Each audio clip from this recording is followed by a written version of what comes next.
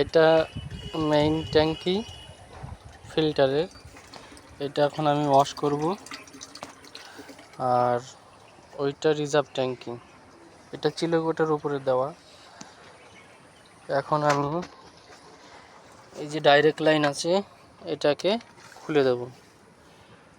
আর এখানে যে ট্যাঙ্কিটা আছে, যে আউটলাইন, এই যে আউটলাইনটাকে বন্ধ করে দেব। বন্ধ করে দিলে পরে মোটরের সাহায্যে নিচে এখান থেকে ওয়াশ হবে